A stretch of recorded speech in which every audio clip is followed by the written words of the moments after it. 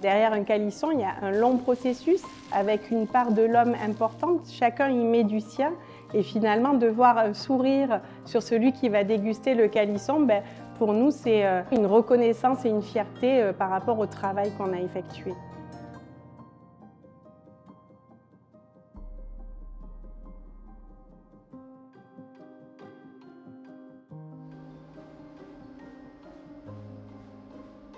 Je suis rentré il y a 35 ans. C'est mon ancien chef qui m'a formé sur le tas. Le processus, en fait, c'est comme un plat cuisiné. Actuellement, je suis en train de former des jeunes, donc je prends du temps. Il faut beaucoup de temps, de la patience pour arriver à mon niveau. Mais là, il va falloir quand même des années, de l'expérience.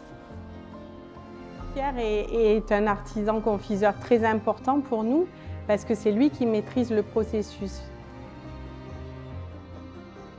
Fabriquer un calisson, ça ne se met pas sur papier simplement. Il y a vraiment le travail de l'homme qui est important derrière.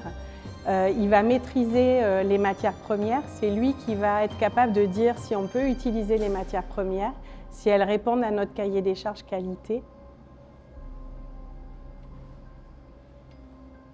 C'est son travail à lui, le travail de Pierre, qui va permettre d'adapter le processus en fonction des matières premières, en fonction des conditions météorologiques.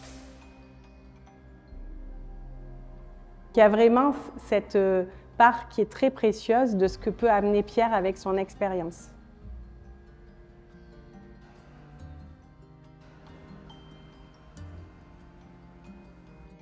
Autour de ce calisson, on a créé beaucoup de saveurs autour des fruits.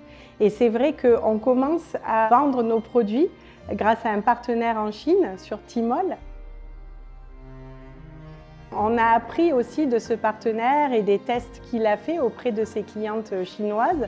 Et on sait qu'aujourd'hui, il y a des saveurs qui sont plus adaptées. Donc on va mettre davantage en avant les petits calissons aux fruits parce que c'est quelque chose qui plaît beaucoup en Chine et qui doit correspondre davantage aux saveurs que le classique qui est beaucoup plus sur l'amande amère.